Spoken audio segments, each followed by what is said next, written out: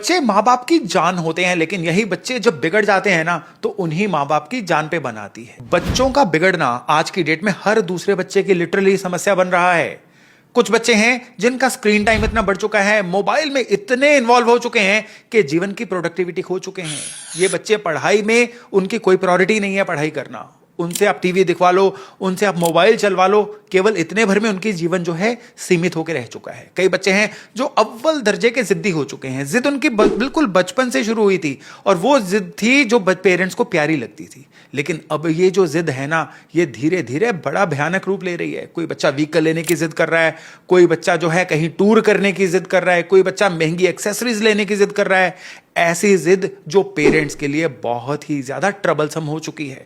कुछ बच्चे हैं जिनकी फूड हैबिट्स खराब हो चुकी हैं। जंक फूड उनको खिलवा लो, बाहर का खाना जितना मर्जी खिलवा लो, ऑनलाइन खाना ही ऑर्डर करते रहेंगे, घर का खाना जस्ट खाते ही नहीं है। कुछ बच्चे हैं जो बिल्कुल जिनका लाइफस्टाइल खराब हो चुका है, इनडिसिप्लिन्ड हो चुके हैं। ये बच्चे जो है बहुत लेट सोना, लेट जगना, ये उनके लाइफस्टाइल का पार्ट बन चुका है। कुछ बच्चे हैं जिनका पढ़ाई में मन नहीं लगता है, या ये भी नहीं है कि वो खेल कूद में मन लगा रहे हैं।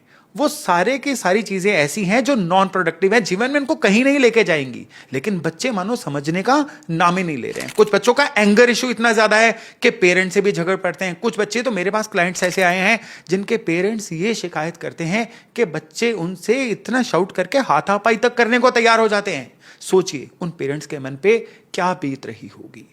कुछ बच्चे हैं जिनके जीवन में बिगड़ना नहीं लेकिन इमोशनल इंबैलेंस बहुत ज्यादा शामिल है। ऐसे बच्चे जो हैं हर दूसरी बात पे रोना चिल्लाना शुरू कर देते हैं। या कुछ बच्चे जो हैं टाइम मैनेजर बहुत बुरे हैं। आपको दिखने में लगेगा कि ये बच्चे बड़े बिजी हैं, पढ़ भी रहे हैं, ना उनकी रैंकिंग आती है, ना वो पढ़ाई में अच्छा कर पाते हैं, लेकिन कहते हैं ना लुक बिजी डू नथिंग, यानी बैड मैनेजर ऑफ टाइम। बच्चों के बिगड़ने के 20 तरीके हैं, बच्चों के बिगड़ने के 20 कारण हैं, लेकिन आज हम कारणों में भी जाएंगे, आज हम प्लैनेटरी पोजीशंस में भी जाएंगे, आज हम उपाय भी चेक करेंगे, और इसके अलावा इस वीडियो के अंत में मैं ये भी चर्चा करूंगा कि पेरेंट्स को क्या क्या करना चाहिए जिससे कि उनके बच्चे का बिगड़ना जो है, देखिए उपाय एक लेवल पे असर करेंगे, लेकिन साथ ही साथ पेरेंट्स को भी अपना जो व्यवहार है या अपने घर का जो माहौल है उसको बदलना पड़ेगा। ये सारी की सारी चीजें एज ए पैकेज आज के वीडियो में डिस्कस होने वाली हैं। सो ये वीडियो उन पेरेंट्स के लिए बहुत स्पेशल होने वाला है जो बच्चों के किसी खराब बिहेवियर का शिकार हो रहे हैं और फिक्रमंद हो रहे हैं। नमस्कार, मेरा नाम है योगेश शर्मा, स्वागत है आपका happy life with Yogesh Sharma में। दोस्तों, इस वीडियो में आगे बढ़ने से पहले एक विनम्र निवेदन कि अगर अभी तक आपने अपने इस चैनल को सब्सक्राइब नहीं किया है ना, तो कृपया सब्सक्राइब जरूर करिएगा और बेल बटन दबाना तो बिल्कुल मत भूलिएगा। अब बच्चों के बिगड़ने के पीछे पहले तो घरेलू कारण, अगर घरेलू कारण समझ लेंगे तो प्लैनेट्स कैसे बच्चों को बिगाड़ते हैं वो भी समझने में आपको बड़ी सहायता मिलने वाली है। घरेलू कारण शुरू होते हैं बच्चे के बिगड़ने के उसकी जिद पूरी करने से। बहुत छोटा बच्चा जब जिद करता है ना, तो हम क्या करते हैं, उसके चिल्लाने से, उसके रोने से थोड़ा इरिटेट हो जाते हैं। हम कहते हैं जल्दी इसकी जिद पूरी करो ताकि ये चुप हो जाए। सबसे पहले बच्चे के बिगड़ने की शुरुआत उसी बिंदु से होती है। अगर बच्चे को 2 दिन रो लेने दिया जाए तो तीसरे दिन बच्चे को पता चलेगा कि रोने से चीजें नहीं मिलती हैं, लेकिन पेरेंट्स ज्यादातर ये नहीं समझते हैं। दूसरे, छोटे बच्चों में, माओ में क्या होता है आज की डेट में कि ये मोबाइल देखे बिना खाना नहीं खाता, ये टीवी देखे बिना खाना नहीं खाती, और उसके पीछे पीछे खाना लेके भागते हैं। और ये बच्चे की पैम्परिंग में सबसे बड़ा एडिशन होता है। बच्चे के बिगड़ने में इस चीज का सबसे बड़ा हाथ होता है। मैं आशा करता हूं कि आप इन चीजों को रिलेट जरूर कर रहे होंगे अपने साथ या अपने आसपास किसी एक परिवार के साथ। उसके बाद कहीं पेरेंट्स में से मां ने बच्चे को डांट दिया तो पापा बच्चे का पक्ष लेंगे, मेरे बेबी को क्यों मारा। ये जो वजह होती हैं ये बच्चे को बिगाड़ती हैं। अब घर का माहौल ये बच्चे को बिगाड़ने में बहुत बड़ा कैटलिस्ट बन जाता है। पेरेंट्स बच्चे को कहते हैं बेटा सदा सच बोलो, बाहर अंकल को बोल दो मैं घर पे नहीं हूं। अब बच्चा इन दोनों में से कौन सी चीज को मानेगा? जो बच्चा देखता है बच्चा उसको मानता है। तब बच्चे को आइडिया होता है कि हाँ, झूठ बोलना कहीं ना कहीं तो अलाउड है, और धीरे धीरे लाई करना, झूठ बोलना बच्चे के कैरेक्टर का पार्ट बन जाता है। पेरेंट्स आपस में लड़ रहे हैं, बच्चे को बोलते हैं शांति से रहो। पेरेंट्स बच्चे के सामने खुद शराब पी रहे हैं और बच्चे को कहते हैं अपनी आदतें सही रखो। तो इस तरह से बच्चे कहने से कभी नहीं सुधरते हैं, बच्चे देखने से सुधरते हैं। जैसा बच्चे को बनाना है वैसा आपको अपने आसपास माहौल रखना होगा। आप बच्चे को कहते हो पढ़ो, लेकिन आप तब क्या करें, ऊंची आवाज में खुद टीवी लगा के देख रहे हो या लगातार आप मोबाइल स्क्रॉल कर रहे हो, तो बच्चे को इससे मैसेज क्या मिलता है कि असल में ये चीजें करने वाली हैं। क्योंकि बच्चे का मनस बड़ा कोमल होता है। जो पेरेंट्स कर रहे हैं ना, कहते हैं ना घर बच्चे की पहली पाठशाला है, तो ये पाठशाला अगर वीक हो गई तो बच्चा 100% बिगड़ेगा ही बिगड़ेगा। आप इसको अपने आसपास या अपने घर कहीं पे भी कंपेयर करके देख लीजिए, आपको बीसियों सवालों के जवाब मिल जाएंगे कि अगर बच्चा बिगड़ा, कौन से कारण ने बच्चे को बिगाड़ा। खैर, मैं तो एस्ट्रोलॉजर हूं, मुझे तो बात करनी चाहिए ग्रहों की, प्लैनेट्स की। तो प्लैनेट्स पे आते हैं। प्लैनेट्स में जो बच्चे के बिहेवियर को कंट्रोल करने वाला सबसे ज्यादा बड़ा फैक्टर होता है ना, वो होता है बच्चे का लग्न। अगर कुंडली में लग्न, जो बच्चे का बिहेवियर होता है, ये लग्न का लॉर्ड, लग्न का स्वामी ग्रह खराब हो जाए ना, अकॉर्डिंगली बच्चे के बिहेवियर को खराब करेगा। सपोज करिए लग्न का लॉर्ड जो है लड़ाई झगड़े के घर यानी छठे भाव में आ जाएगा, ऐसा बच्चा बहुत लड़ाकू प्रवृत्ति का बन जाएगा। हर बात पे आर्गुमेंट करना, लड़ाई झगड़े करना, ऐसे बच्चों की शिकायतें बहुत आती हैं। ऐसे बच्चे जो हैं ये किसी के भी घर जाके तोड़ फोड़ मचाना, बहुत उद्यम मचाना, चीजों को तोड़ देना, जब भी इनकी जिद पूरी ना हो चीजों को पटकना, अपने पांव को पटकना, हाथों को पटकना, रोते रोते सांस रोक लेना, ऐसी चीजें इन बच्चों की सबसे ज्यादा होती हैं। जितना जितना ये बच्चे ग्रोन अप होते चले जाते हैं ना, इनकी कंप्लेंटफुलनेस बढ़ती चली जाती है। बचपन में ये कहते हैं कि फलाने को ये चीज मिली, मुझे क्यों नहीं लेके दी।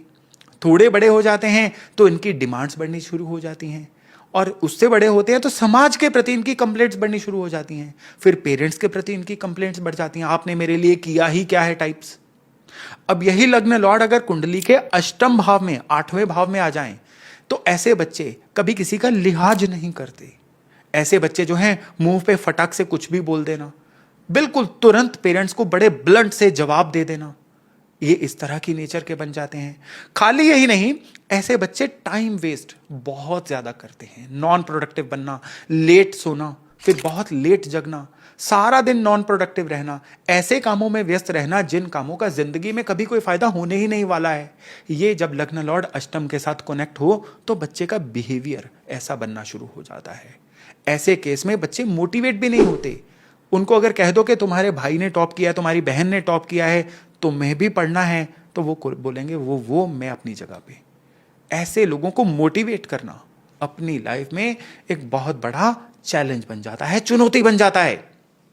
अब यही लग्न लॉर्ड जो हैं ये कुंडली के 12th हाउस से कनेक्ट हो जाएं। फिजूल खर्च बच्चे बचपन में कहेंगे मुझे ऑनलाइन ये चीज मंगवा दो, मुझे फलानी चीज लेके दे दो। गलती से आप कहीं इनको बाजार ले गए, आपकी चीज 100 रुपए की आएगी, इनकी चीजें 1000 रुपए की आ जाएंगी। और बड़े होके भी कभी पैसे का लिहाज नहीं करते ये बच्चे। और फाइनेंशियल मैनेजमेंट का खराब होना इन्हीं बच्चों में सबसे ज्यादा होता है। ना धन की जिम्मेदारी लेना, ना फाइनेंशियल मैनेजमेंट करना, ना पैसे के प्रति सयाने होना। और जो बचपन में ही जिन बच्चों के दिमाग में ये बीज बैठ जाता है ना, पैसे की इज्जत ना करना, पैसे की कदर ना करना, बड़े होके जितने मर्जी कामयाब भी हो जाएं, वो रिच नहीं बन पाते। ये होता है जब लग्न लॉर्ड स्पेशल पोजीशंस पे हो। खाली लग्न लॉर्ड नहीं, अब कुंडली में पढ़ाई का भाव होता है 5वां भाव। 5वां भाव डिसाइड करता है कि ये बच्चा जो है पढ़ाई में फोकस कर पाएगा कि नहीं, लाइफ में कीन लर्नर यानी कि अच्छा जिज्ञासु पढ़ाई वाला स्टूडेंट बन पाएगा कि नहीं। 5वें भाव में अगर शनि, राहु, केतु जैसे प्लेनेट बैठे हो ना, तो एक चीज बन जाती है कि ये बच्चे क्लास में फिजिकली प्रेजेंट होते हैं, मेंटली प्रेजेंट नहीं होते। सुनते तो हैं, इनके कानों में शब्द जाते हैं, लेकिन यहां तक दिमाग तक नहीं पहुंचते, समझ नहीं पाते हैं, क्योंकि समझने की इच्छा नहीं होती है। ऐसे बच्चों में बहुत बार देखा गया है, इनको फिल्मों के गाने याद होते हैं लेकिन पढ़ाई का सबक याद नहीं होता। इनसे कोई भी वेब सीरीज कब रिलीज हो रही है पूछ लो, लेकिन इनको ये नहीं पता होता कि पढ़ाई में इक्वेशन को बैलेंस कैसे करना है या पढ़ाई में फार्मूलाज कैसे याद करने हैं। 5म भाव का वीक होना बच्चे के फोकस को भी खराब करता है और पढ़ाई में उसको लर्नर नहीं बनाता। यहां पे मैं रैंकिंग, मार्क्स, ग्रेड की बात नहीं कर रहा हूं, इतना कह रहा हूं कि जब बच्चे पढ़ने जाते हैं कम से कम वैल्यू फॉर टाइम तो दें, पढ़ाई को समझ के तो आए। ऐसे बच्चों के बिगड़ने में उनकी पढ़ाई का बहुत योगदान होता है। जब पढ़ाई समझ नहीं आती तो इनके अंदर कॉम्प्लेक्स आना शुरू हो जाता है, इंफीरियरिटी कॉम्प्लेक्स का शिकार होना शुरू हो जाते हैं। फिर ये बच्चे गुस्से से रिएक्ट करें, फिर ये बच्चे एकदम से इमोशनली खराब होकर रिएक्ट करें। रिएक्शन अलग अलग तरह के होते हैं। अब अगर रिएक्शंस की बात ही चली है तो कुंडली का 4था भाव, इमोशंस का भाव, जब ये खराब हो जाता है ना, खराब प्लैनेट्स की वजह से, मंगल, राहु, केतु वगैरह की वजह से, तो बच्चा इमोशनली बहुत ही ज्यादा वल्नरेबल बन जाता है। ऐसे बच्चे कई बार अपने आप को बिल्कुल आइसोलेटेड रखते हैं। घर में नए मेहमान आ जाएं, सोफों के पीछे छिप जाएंगे, पर्दों के पीछे छिप जाएंगे, बचपन में नए लोगों से नहीं मिलते। थोड़े से बड़े भी हो जाएं तो एकदम से कह लीजिए कि लोगों के सामने ओपन अप नहीं होते, अपनी भावनाओं को खुल के एक्सप्रेस नहीं कर पाते। जीवन में कुछ भी उतार चढ़ाव आ जाए, इनके सामने कोई आउटलेट ही नहीं होती, और धीरे धीरे ये एंग्जाइटी डिप्रेशन की तरफ जाना शुरू हो जाते हैं। या फिर आप कह लीजिए कि इनके अपने आप को एक्सप्रेस ना करने की वजह से भी इनके जीवन में एक कॉम्प्लेक्स सा आना शुरू हो जाता है, और हम कहते हैं कि ये नॉर्मल बिहेव नहीं कर रहा है। खाली ये घरों की बात नहीं है, सूरज, चंद्रमा, मंगल ये बहुत हद तक जिम्मेदार होते हैं किसी भी बच्चे को सुधारने या बिगाड़ने में। सूरज अच्छे होंगे, बच्चा डिसिप्लिन होगा। सूरज खराब होंगे तो ऐसा बच्चा जो है पेशेंस की कमी होगी। सूरज खराब होगा तो बच्चे में कॉन्फिडेंस की कमी होगी। सूरज खराब होगा तो ऐसा बच्चा जो है ये इंफीरियरिटी कॉम्प्लेक्स का बहुत शिकार होगा। सूरज खराब होगा तो ऐसे बच्चे की अपने पिता से विचार नहीं मिलेंगे। चंद्रमा खराब होगा तो मदर से विचार नहीं मिलेंगे। चंद्रमा खराब होगा पर्सनली बच्चे का बैलेंस बहुत ज्यादा खराब रहेगा। चंद्रमा खराब होगा ना तो ऐसे बच्चे के बिहेवियर में, ऐसा बच्चा ना लोगों से बड़ा इंप्रेस होता है, मुझे उसके जैसा बनना है। उसको ये बच्चे जो है ये शो ऑफ में बहुत ज्यादा यकीन करते हैं। सोशल मीडिया पे किसी को शो ऑफ करते देख लिया, अपने जीवन में उन्हीं चीजों को लेके आएंगे, क्वालिटी ऐड नहीं करेंगे। अपने जीवन को इन्फ्लेटेड इमेज जिसको बोलते हैं ना, हवा का फूला हुआ गुब्बारा जिसका जो अंदर से खोखला है, अपने जीवन को ये बच्चे ऐसा बनाना चाहते हैं। अब जिनके मंगल अच्छे होते हैं वो बच्चे जिम्मेदार होते हैं, लेकिन जिनके मंगल खराब होते हैं, लड़ाकू प्रवृत्ति के बच्चे, ऐसे बच्चे जो हैं ये कई बार ऐसा बन जाता है कि अपनी चीज को लेने के लिए ये बच्चे जो हैं किसी भी हद तक जा सकते हैं, कॉन्स्पिरेसी तक कर सकते हैं। अब राहु बच्चे को जो है, अच्छा राहु बच्चे को क्रिएटिव बनाएगा। अच्छा राहु जो है ऐसे बच्चे को जुगाड़ू बनाएगा। कई बच्चे आपने देखे होंगे जो कम उम्र में ही बहुत ही क्रिएटिव बनके, जैसे हमने अभी चेस के चैंपियन देखे जो छोटी उम्र में ही वर्ल्ड चैंपियन को हरा दिया, अच्छे राहु वाले बच्चे। लेकिन खराब राहु वाले बच्चे क्या करते हैं, लालची बन जाते हैं। खराब राहु वाले बच्चे शो ऑफ वाले बन जाते हैं। आपने कई बच्चे देखे होंगे, अभी उम्र कुछ नहीं है, बस उनको कई तरह के पोज करके सोशल मीडिया पे कोई ना कोई स्टेटस लगाता हुआ देख लेंगे, स्टोरी डालते हुए देख लेंगे, पोस्ट डालते हुए देख लेंगे। लेकिन ऐसे बच्चों को सब्सटेंस नहीं होता, जीवन में कुछ अच्छा कर जाने की ना महत्वाकांक्षा होती है, ना ही उनके एक्शंस किसी भी ऐसी तरह के होते हैं। देखिए, हर पेरेंट चाहता है कि उनका बच्चा अच्छा बने, ये हो गया उनकी एस्पिरेशन। लेकिन जो बीज होता है, यानी बच्चे को उस समय पे उसके जो एक्शंस हैं क्या उसके टारगेट से मैच कर रहे हैं, कोई पेरेंट्स इसकी परवाह नहीं करता। भाई आज करेले के बीज बो दोगे तो कल को आम की फसल थोड़े काटोगे, करेले के बीज बोओगे तो करेला ही उगेगा। तो पेरेंट्स को आज ही संभलना होगा। तो प्लैनेट्स की बात के अलावा अब हम बात करेंगे कि बच्चों में अगर बिहेवियर में कोई ना कोई परेशानी है तो इसके उपाय क्या किए जाएं। क्योंकि देखिए, मैंने ये भी समझा दिया घर का माहौल सही करिए, मैंने ये भी समझा दिया कि जहां जहां जरूरी है बच्चे में डिसिप्लिन इंड्यूस करिए, जहां जहां जरूरी है आपके अपने मियां बीवी के 20 मतभेद होंगे, आपके ननद भौजाई के 20 मतभेद होंगे, आपके सास ससुर से मतभेद होंगे, बच्चे के सामने कभी ओपन अप मत होइए, बच्चे के सामने कभी नेगेटिविटी मत लेके आइए। तो ये 20 वो चीजें हैं जो आपको पता है और आप सही कर सकते हो, लेकिन एस्ट्रोलॉजिकली क्या उपाय कर सकते हो, चलिए वो डिस्कस करते हैं। तो अगर उपायों की बात करें तो सबसे पहले कई पेरेंट्स कहते हैं जी हमारा बच्चा तो बिगड़ने के उस लेवल तक पहुंच गया है कि उपाय नहीं कर पाएगा। अगर ऐसा है तो पेरेंट्स को हर गुरुवार को केले, कितने केले, कम से कम 2 केले शिव मंदिर में अर्पण करके आने चाहिए। अब ये उपाय लंबे समय तक चलने वाला है और जितना जितना आप ये उपाय करते जाएंगे बच्चे के बिहेवियर में बहुत ठहराव आता जाएगा। अब इस बच्चे के सुनने वाले कान जो है ये एक्टिवेट हो जाएंगे, बच्चा सुनना समझना शुरू करेगा और धीरे धीरे बच्चा जो है इसके बिहेवियर में बदलाव आते चले जाएंगे।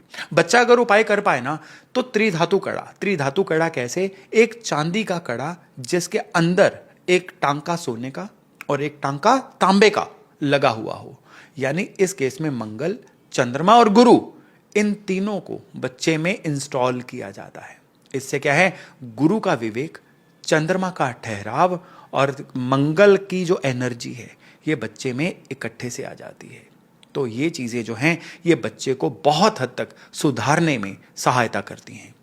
अगर आपको लगता है कि बच्चा जो है इसकी आदतें खराब हो रही हैं, ये जंक ही ज्यादा हो रहा है, यानी जंक फूड ज्यादा खा रहा है, घर का खाना पसंद नहीं आ रहा है, बच्चा पढ़ाई में मन नहीं लगा रहा है, बच्चा मोटिवेट नहीं हो रहा है, तो उस केस में चांदी का 1 इंच बाय 1 इंच का स्क्वायर टुकड़ा बच्चे के ज्योमेट्री बॉक्स में रख दीजिए या बच्चे के स्कूल बैग में रख दीजिए। ये मंगल और चंद्रमा की जॉइंट रेमेडी है जो बच्चे के बिहेवियर को बहुत हद तक कंट्रोल करती है। ये उपाय नो डाउट रातों रात असर नहीं करेगा, लेकिन ये उपाय बड़े गहरे से बड़े अच्छे से असर करता है।